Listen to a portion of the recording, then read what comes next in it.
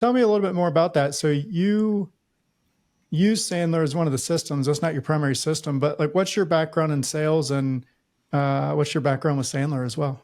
Yeah, sure. So from a sales methodology perspective, Sandler is the predominant methodology. I just feel that it's really more about the interpretation. I often refer to Sandler as a franchise model with none of the benefits. And I say that a little tongue in cheek in that I think about a franchise and I think about Dunkin' Donuts or Subway. Um, no one's ever driven by my training center and said I can go for some sales training right now. So it's really more of a licensing model. And I got into Sandler. I was exposed to it 2010, 2011. Back then, I had transitioned out of medical device sales. So I'd done a lot of methodologies, Challenger, Spin, Miller Hyman, Richardson, and found them all very valuable. Every methodology has a lot of great content to it. Then I left corporate world, started my own businesses, and after thinking that I knew everything, realized that I didn't know as much as I thought. So I actually engaged my own Sandler consultant on Long Island. I was building an alternative lending company at the time. Sandler became the methodology that we use as our sheet music, was very successful. And then when I was able to be able to effectively sell my equity in the company that I helped start back to some of the other partners before I left, I attempted to retire for a while. It didn't take. And then I said, well, why don't I just go and start this thing that I love as a consultant? So And that's pretty much the short backstory. Sandler has been an interesting experience for me. Charlie and I both in the agency world, and I don't want to say it's like 100%. I don't even want to say it's 95%, but the majority of sales you hear about in the agency world is very like mass outreach, spray and pray, or just like super aggressive outreach, which is not my personality type. And Sandler has been a bit more, you might have a better word for it, Nemo, but it's been a bit more like conversational focus than it is like aggressive outreach. Is that fair to say? I think when done right, it's fair to say. Yeah. Uh, I would say most things have a duality to them. Not to get very metaphysical on you, but anything can be overdone. Yeah. But yes, I would say the people who really approach it from a human perspective understand that it's a framework. It's not something to use to manipulate. It's not something to overdo. It's really when you think about, I think how we're wired as humans, we have a fight, flight, freeze mechanism. When under attack, we're going to default back to our hardwired setting. And in sales, that can be, well, all the things you practiced for all the years ends up becoming your core belief system, your core course of action. So really, I think Sandler is a conceptual framework of thought and action to make selling more human. And then over time, people who start to practice it, they're kind of training their gut. And they're training their gut to act in their best interest. So they're not having to think in the moment, oh, what am I supposed to say here? What does the script say? It's just, no, can you just be a human being and get to the real root of the issue and make mutually disqualification okay? And I think, Charlie, I'll pass this to you just to get your input as well. But I think that there is a lot of topics we could discuss of like common problems or obstacles people face in the sales process. Clients or prospective clients ghosting is one of them. Maybe not being able to understand what their budget is another one. Charlie, as you have been in sales process in previous agencies in the past, what has been maybe an obstacle or two that you feel like was a common recurring thing? Um, from process wise, like process perspective, I'd say one of the biggest questions that we always had was how much should we be giving away throughout that process. So classically, we'd have, some kind of scoping up front. And then if we decide to go ahead and pitch, we would then be putting together, audits, forecasts, that kind of thing. And when we actually sat down and time tracked that, it was hours and hours and hours of work across all the different kind of people within our agency that was putting stuff together. And so then the question arose, well, should we be charging for this? Like, should we be, there's a lot of value here, but we also want to, convince the person we know what we're talking about, give them the value, create that value exchange, all that good stuff that kind of falls into sales. But at, I guess, the cost of our time was the kind of exchange there. So what would you recommend when those kinds of questions come up? Questions specifically such as other agency owners asking Charlie, how much should we give away versus how much we should charge for? No, yeah, I guess, sorry. Yeah, to clarify a bit more, I guess if the agency side team is thinking, how much should we be giving away in these sales pitches? Like what is a good balance here? What would you recommend? Yeah, it's a great question. I don't necessarily know there's a percent, like X amount percent. I do feel that people value things they pay for and tend to subconsciously devalue things that they don't. Just a random question before I answer your question, Charlie and Colby. You guys ever go to Amazon and search something and the reviews are 5 stars and it's like 5,000 reviews, 5 stars, and then you look at the other options out there and it's almost just too cheap to be as good as you think it should be. And then so you end up not buying the most expensive thing. You don't buy the cheapest thing, but you buy something that's like maybe 3/4 of the way. Does that kind of resonate with you? That whole idea of like questioning how good could it possibly be if it costs X or is even free? Yeah. So definitely. I think that as far as the balance goes, I think people. So as an example, and Colby's probably heard me say this handful of times, is that a lot of times with organizations we work with in professional services, we do ask them to really self-assess what's the value of something that they've been doing for free, whether that's a 1-hour strategy call, whether that's a process audit or a digital evaluation. And when they actually take a moment and say, well, if I was to buy this from another agency, the value is X. And I'm not saying it's a massive dollar amount. We're not saying thousands and $10,000, but it's almost like if a buyer's spending, whether it's a few $100, $500 on something, and like as in you as a salesperson agent knows the value they're going to get from it, whether they hire you or not is going to be a multiple of that, then it's less about the money that one pays for the service and more about they have paid the money. Now, whatever the results that comes back from that purchase is going to be valued higher. Now, Charlie, as far as what I would suggest based on balance between what to give away and what to charge for, I don't think there's a wrong answer provided the person knows why they're doing it. So I'll give you a few examples. There are some people who will do 1-hour strategy session, or we'll take a look at what you're currently doing, provide some feedback, various types of audits and digital evaluations, those kinds of things. And some people do charge for that. And then they say, well, this is something you're paying for. It's yours to keep. You can use it going forward, whether you work with us or don't. So it's yours. You purchased it. That said, if you do opt to engage us to solve the issues that we've helped you uncover, we will take that amount and credit it towards your first month's retainer. Just little things like that. And that's irrespective of whether it's an agency work or whether someone selling a design contract for a high-end remodel. They're going to charge $3 to $5K, maybe even $10K for just the design itself. And then if someone chooses to work with them, they're going to credit that back. Other times it's just doing the thing for free, but then setting pretty clear expectations. So me saying, hey, Charlie, this is something that we know has value to it. We're happy to do this part for you. And so here's what's going to happen next. We're going to do this, whatever this thing is. We'll come back. We'll debrief it. We'll talk through what the results are, see what you agree with, what you don't agree with. And based on that, we'll be at a path where it makes sense to talk about whether we're going to engage in a business relationship. Does that sound okay? So I know it's a long-winded non-answer. You just need to know why you're doing it. And if people are doing something and they're not sure why, that is where I think the issue comes in. Now, for me, my answer is I charge for things, not because I'm greedy and want the money. I just, whether it's an RSVP for an in-person event, I used to get 100 people RSVP for these in-person events prior to COVID and say, yeah, it's free. We charge breakfast. And then I started charging like $40 and the RSVPs actually showed up.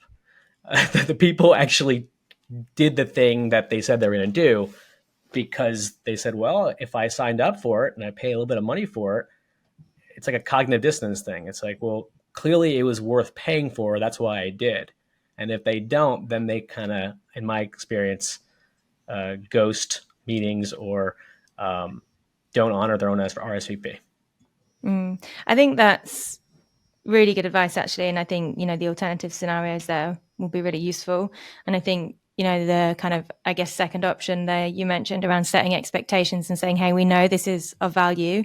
This is what we kind of expect in return. We expect you to, turn up. We expect you to be engaged, listen, whatever that might look like. And I think that's a really key part, because one of the times we kind of toyed with charging for it, you're then in a position where other agencies are pitching for that work and your pitch now has a cost associated to it. And so the lead is like, well, I'll just go let the other agencies pitch me who aren't going to charge. But obviously then you're not setting good enough expectations, I guess, around the value that you're delivering within your pitch. And henceforth, that's why there's a charge there. So I think that's really key, is building the value with the lead if you are intending to do it for free, building the value and making sure they're super clear on, the amount of insight and great stuff that they're going to walk away from that session with. And Nema, you, I think we might have a little bit of lag delay here in between, so sorry if I jump over anybody here, but you brought up something very interesting that kind of resonates with what Charlie was just saying, of making sure they understand the value, but also making sure that they're kind of bought in to show up for the call, right? The upfront contracts with Sandler has been an interesting journey for me, because previously, before I started working in Sandler, I kind of felt like it was on me to do everything in the sales process. Like I had to be in charge of making sure everything moved forward, but also had to be in charge of making sure that we had everything we needed. But with the upfront contracts and also looking at like homework for clients in between calls, it adds another layer of buy-in outside of just monetary paying for an audit or something like that. It's making sure that they are understanding from day one, they have deliverables, they have expectations for partnership, and are doing things to, the way you all explain it, make sure they're invested in the overall sales process, and they can't just get a free audit and then, I don't like this, right? Mm-hmm. Yeah. Have you seen any specific wins or losses when it comes to just kind of overall upfront contracts and homework throughout the sales process? Oh yeah, I've seen tons. The technique itself, and we'll clarify it in a moment. But the upfront agreement, aka upfront contract, is probably one of the more famous techniques within Sandler, and also one of the ones that I think is maybe misused. And I think there's a reason why. So an upfront agreement is nothing more than an agreement around agenda, permissions, outcomes, and purpose. So a general upfront agreement tends to be, what is the purpose of the meeting? What is the agenda that both parties want to cover? How much time is allocated for the conversation? And what outcomes are going to be agreed to, including no, such as we're not the right fit, it's not the right time. So that's your standard upfront agreement.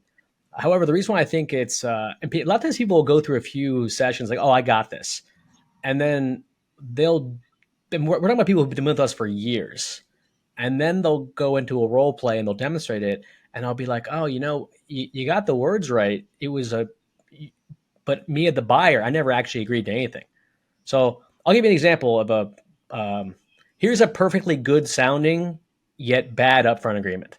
And I'll do it a little bit for shtick. So Colby, I apologize, but you knew what you were getting into. Yeah. So the words are fine, but I want you to pay attention to why this actually is not accomplishing mutually agreed upon outcomes.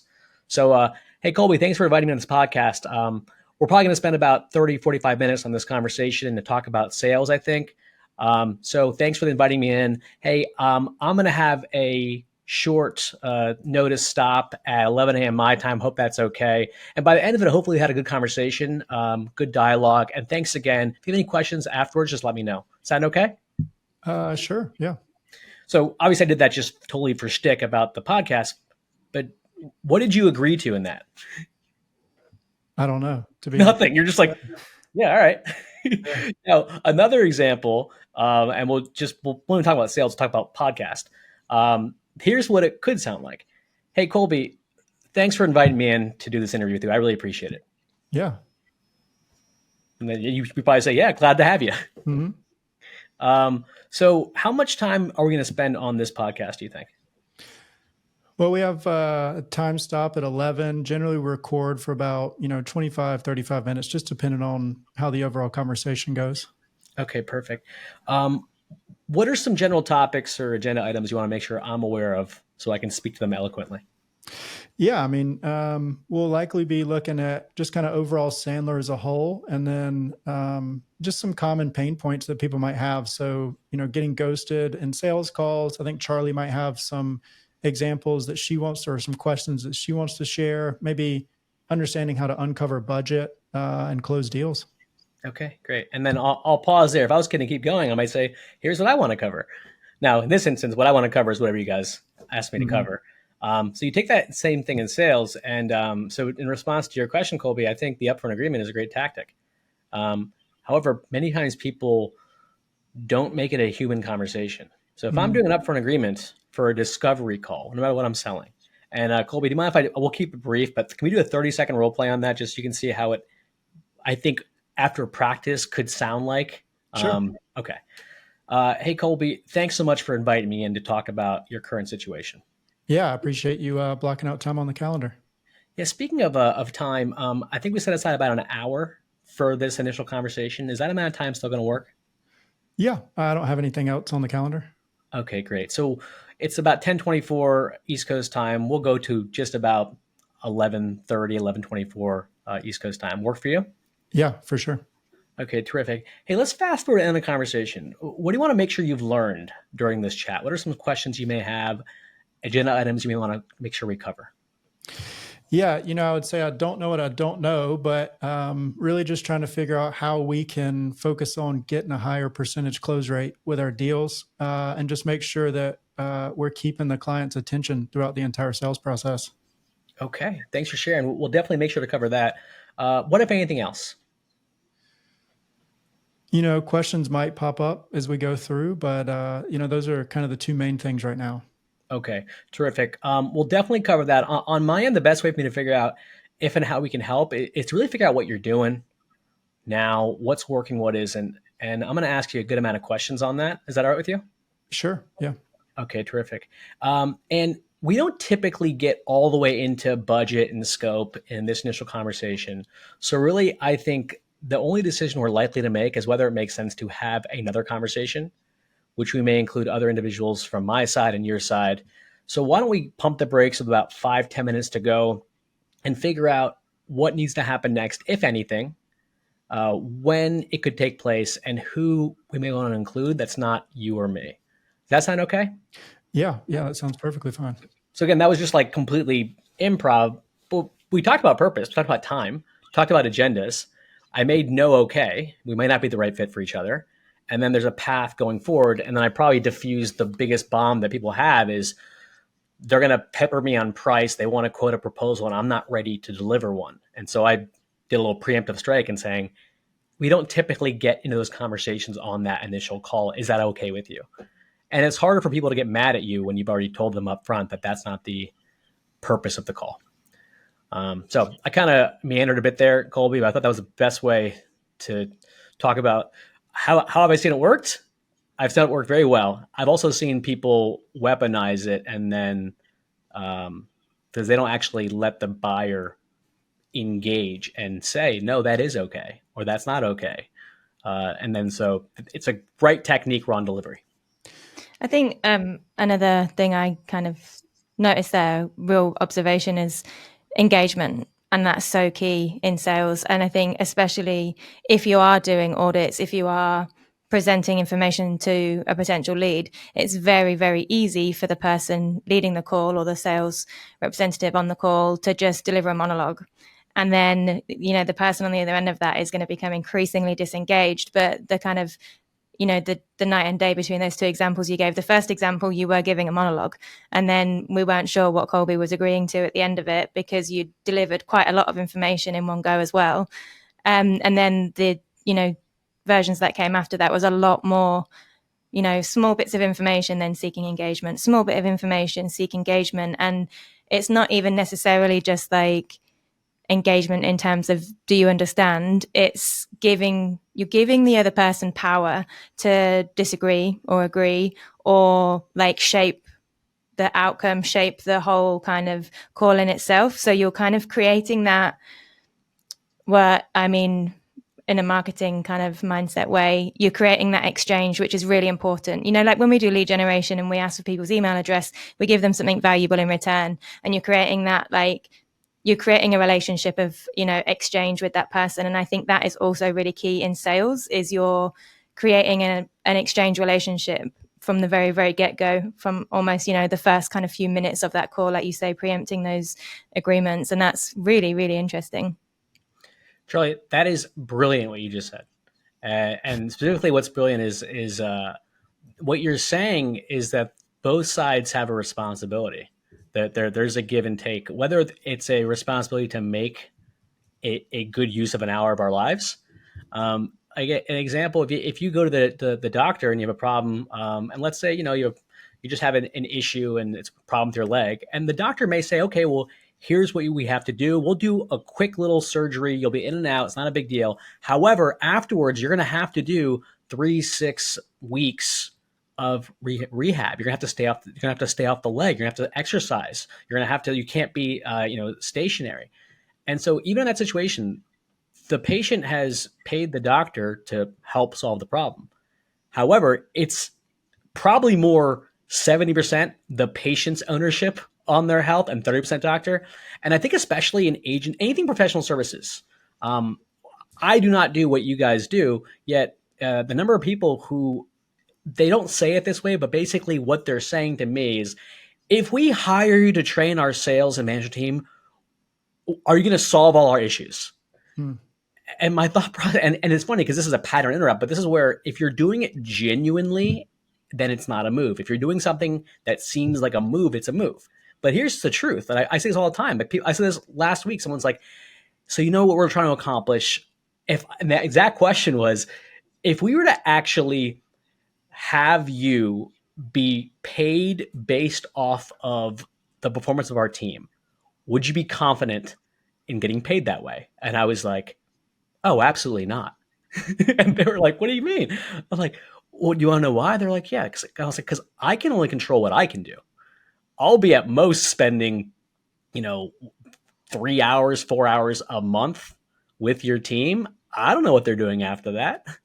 I don't know if they're actually going to be doing the cookbook or following these techniques. I don't know if they're going to be a bunch of people who are going to nod in the training room and then afterwards just do none of the stuff. So no, I can't. I wouldn't feel very confident. And they kind of just laughed. He's like, that's just interesting. I totally thought that was a layup. And I was like, and then basically I said, we can talk about what it will take to be a success.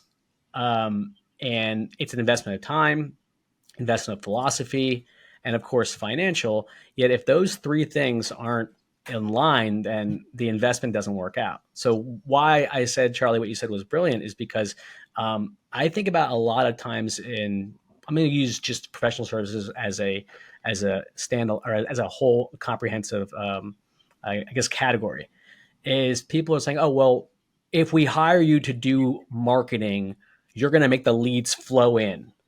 And then even if you do, then you have front end people on their end that don't handle leads appropriately.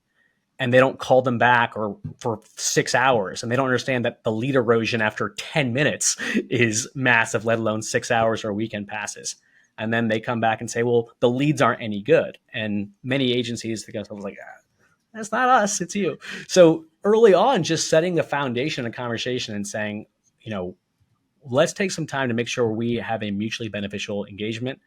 Eventually, you're going to hopefully hire us, but we're going to have to work in partnership and collaboration. Otherwise, any amount of money you pay is probably going to be wasted. And a lot of salespeople have a really uncomfortable time saying that, because you're basically training them to do the exact same thing they've been told not to do for their entire life. Yeah, and I think that's really interesting because in the marketing space, like, so we sell creative strategy, we sell creative graphic design work, stuff like that for paid ads. And in the echo chamber or ecosphere of creative strategy, you always hear people say, like, don't sell features, sell benefits. Like, don't just sell the features of the product, focus on how people are going to benefit from it. And in sales, it's similar, right? There's some times where specific features you can share that, but a lot of times in the Sandler calls, it's talked about how you shouldn't just dive straight into your features. You should really focus on understanding why the person is buying. And I'll give you a quick example. We worked with a software that their product was focused on, aligning patients with doctors or patients with medical professionals. They hired us for creative strategy and the deliverable of graphic design, but they wanted to get away from giving gift cards as their offer and get towards value-based messaging. So part of the reason they were hiring us was to be able to pivot their messaging strategy, right? Mm-hmm. So it can be good, of course, if you understand really what they're wanting to buy. It can also be beneficial to keep away the bad if they have whatever client it is has super unrealistic expectations, kind of like you're saying. They don't have the bandwidth to solve. How do you go about figuring out what someone's true pain points are throughout the entire sales process? I think there's a few answers to this. I'll start with the conceptual. When I say conceptual, anything that goes on in one's head is conceptual.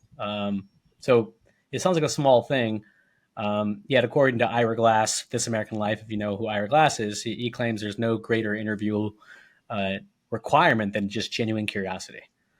So the first thing, which is really hard to teach someone who's not curious to become curious, that's probably harder than teaching someone technique. And I mean, asking questions, but actually listening and caring about the answers you receive, not just going through a standard series of scripted questions. So conceptually, I would say the best way to go about it is to genuinely be authentically curious. And then, so that's kind of a general concept. Now, as far as tactics go, Colby, I think every organization needs to have at least their top 6 to 10, 5 to 7, whatever your range is, of go-to questions they're asking at each stage every single time in a nuanced way to figure out prior to even positioning features and benefits, which I don't think is a bad thing. I think this is where my version and interpretation of this methodology, I just updated it based on real world experience. I think feature and benefits are important, provided you know when you're using them and if you can end it with a question.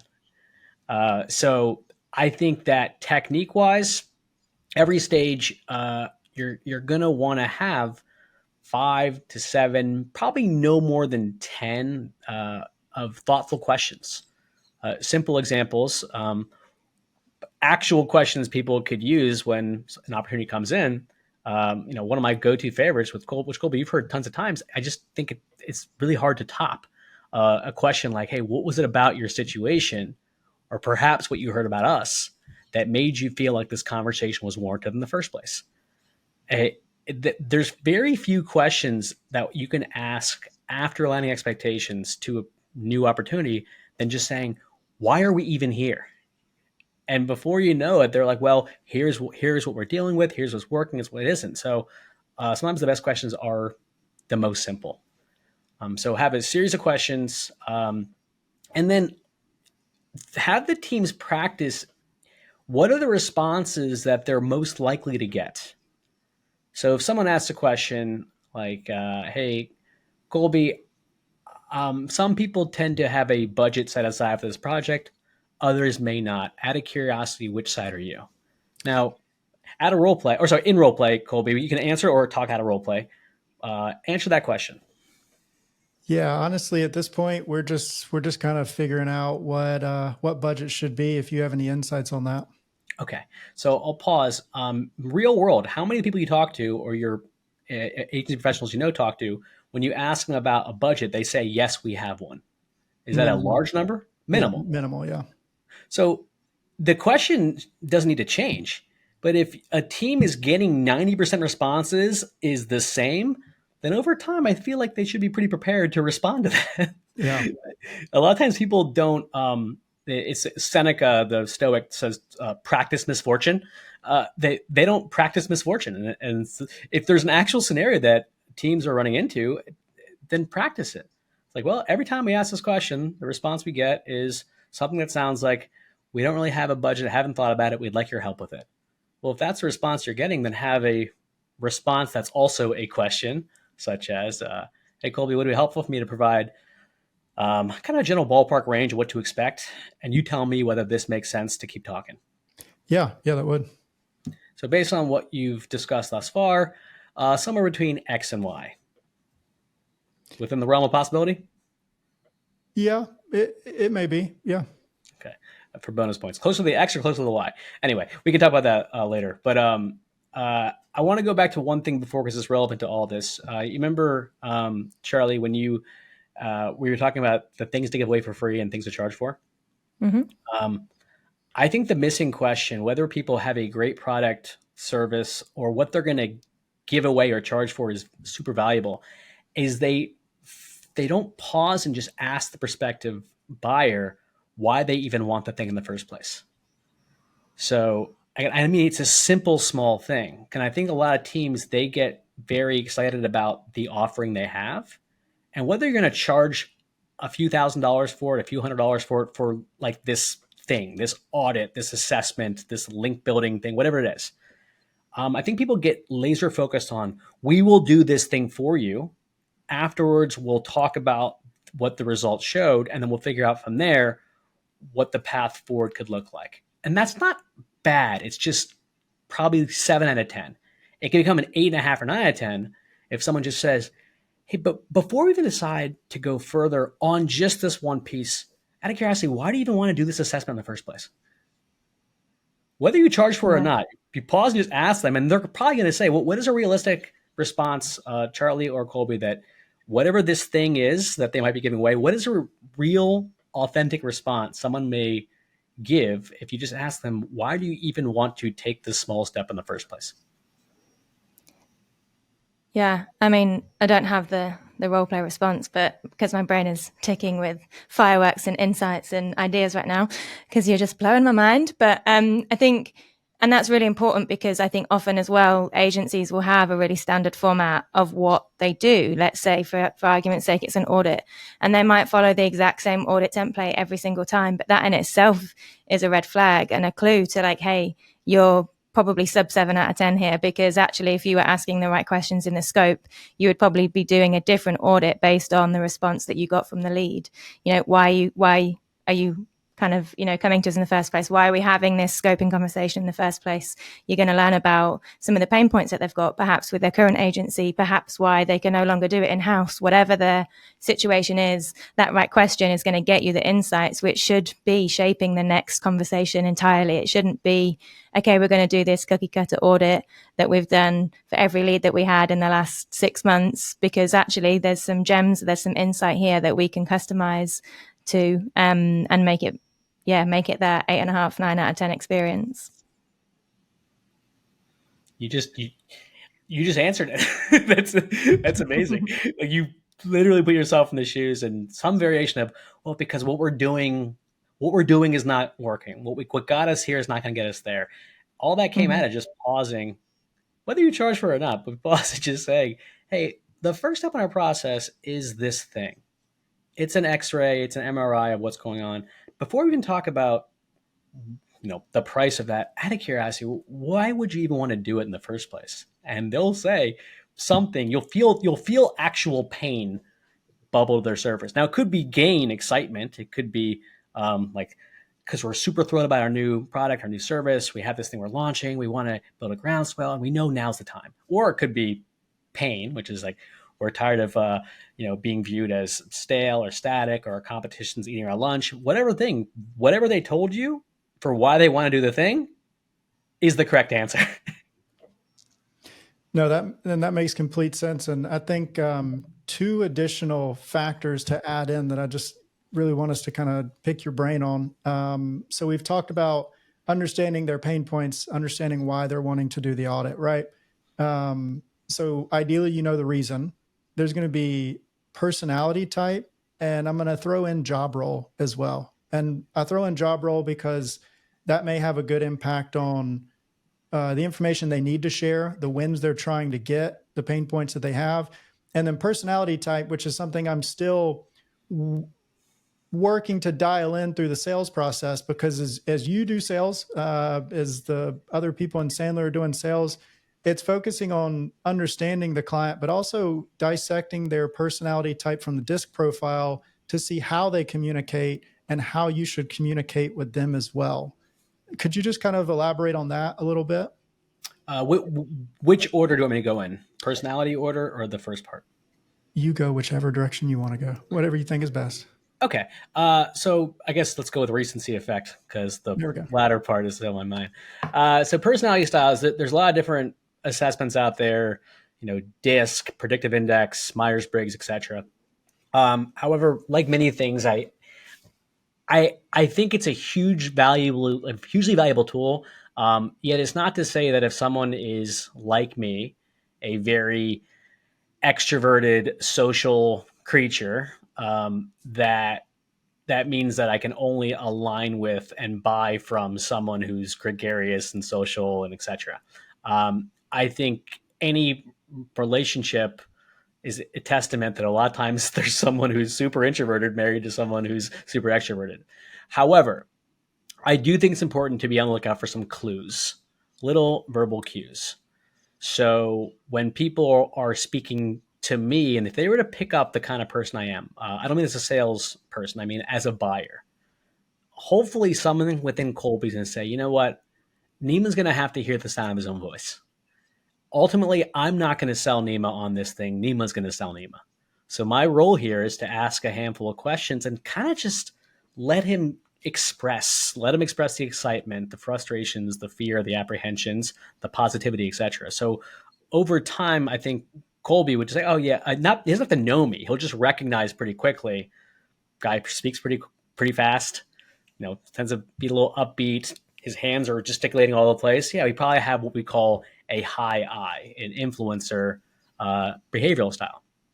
Now, the other end of that kind of spectrum, so to speak, would be someone who's super detail oriented, introverted but task oriented. So they care about data and process and exactness. Colby wouldn't want to sell to me the same way as he would if I was me, if I was a very analytical, data oriented person.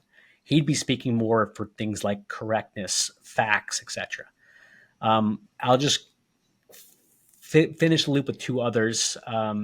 The steady relators are team players, S types. I encounter a lot of S types, and they tend to be the most team-oriented people that want to make sure they're not upset in the apple cart. They want to make sure disruption is minimalized. So, and then last but not least is those high D driver styles. They very fast-paced, tend to be have fear of loss of control. So I'm bringing this up because this is 4 general categories. You have your dominants who are task-oriented but extroverted. You have your influencers like me that are social and extroverted. And then you have your introverted people who are people-oriented like an S style, or data-oriented and task-oriented like a C style. I don't think Colby would have to change his entire process to speak to one of those people. He would just pick a few cues. Oh, this is a high I, let this guy talk. This is a high S, slow it down, give a path for small decisions to be made along the way, et cetera, et cetera. So that's kind of how I don't think someone should change entirely how they sell, just pick up little cues. So that's best I can probably give you on the disc side, Colby.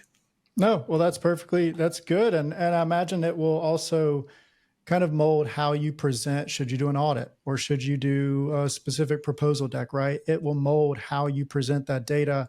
And then ideally, the sales process can discover that to then translate to the operations team or to the delivery team to make sure that continues, that communication style continues through, because that's one thing that we talk about on our client calls, or for our recurring client calls, is to make sure that we understand how they communicate, how they want to see their data reported, so that they can have a good seamless experience that way as well.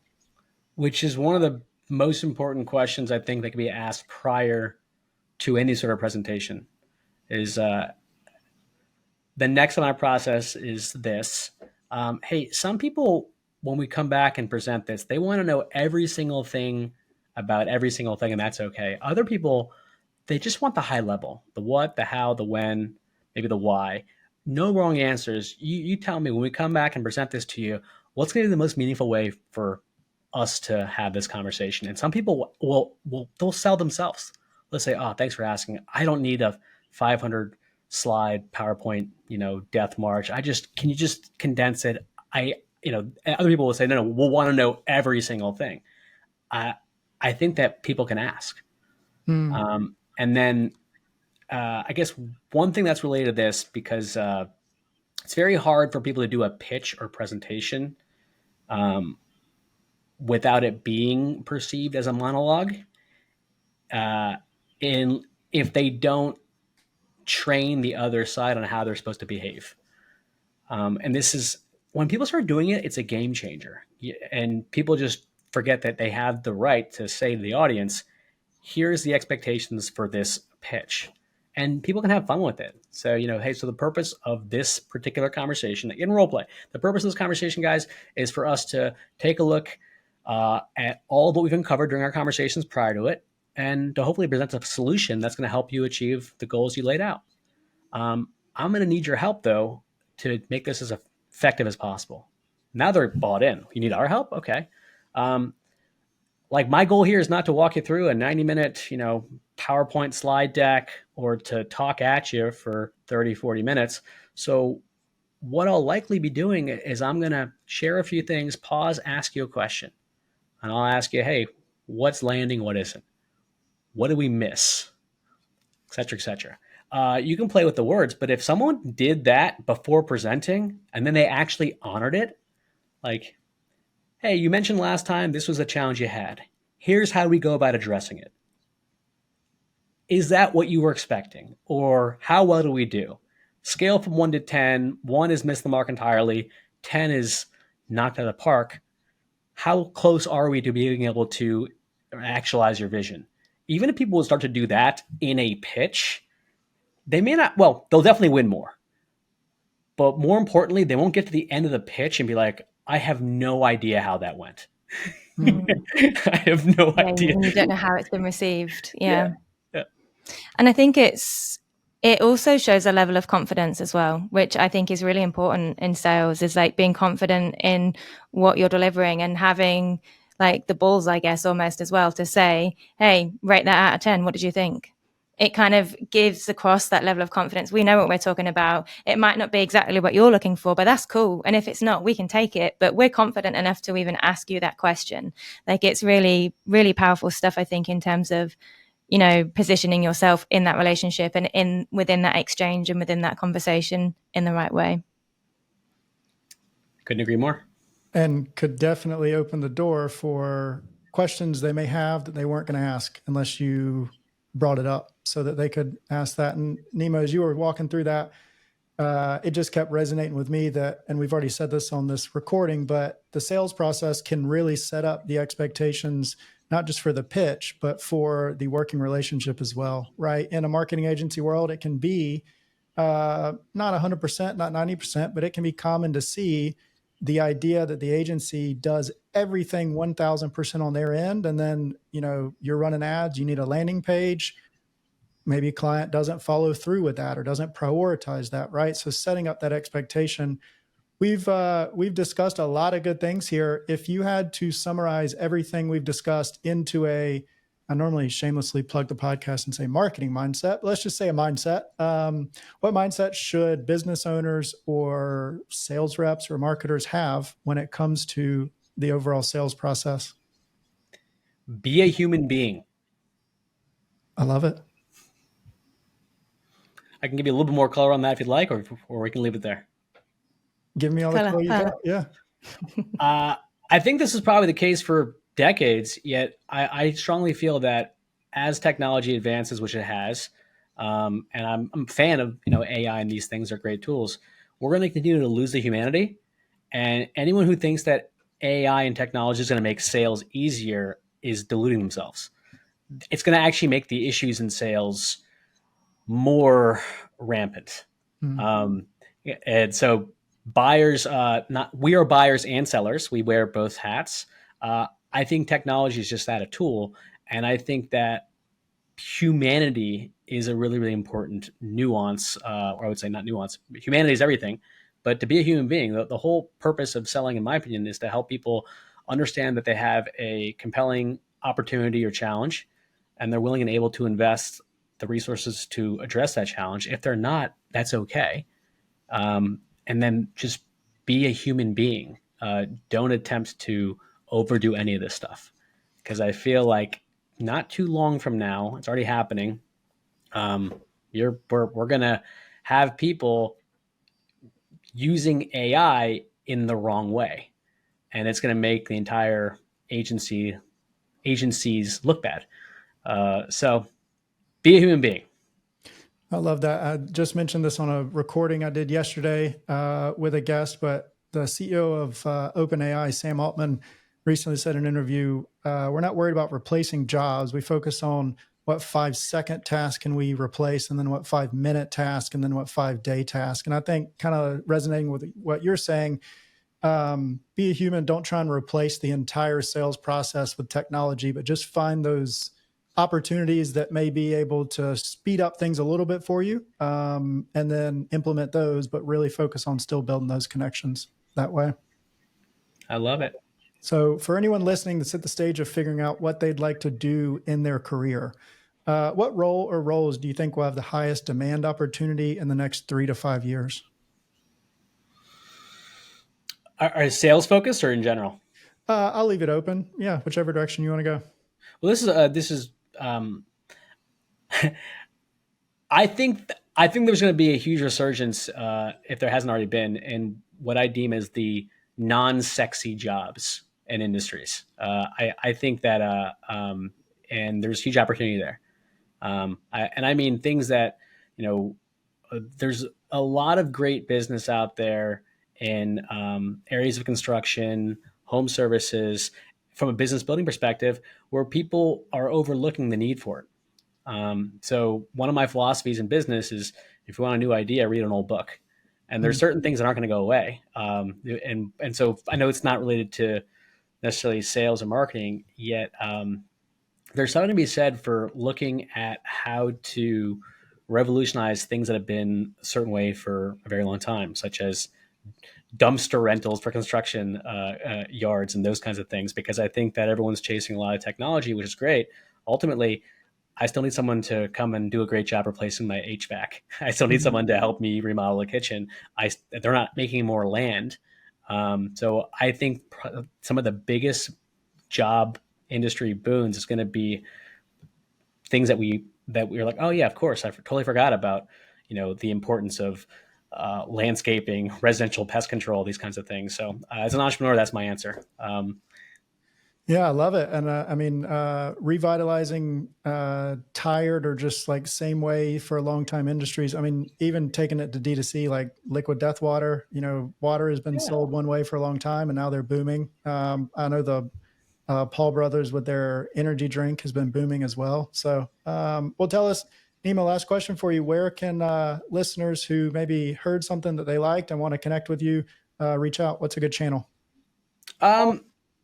LinkedIn tends to be the best one. There's not a lot of Nema Semnanis running around out there. So LinkedIn is a good spot to find me and the team.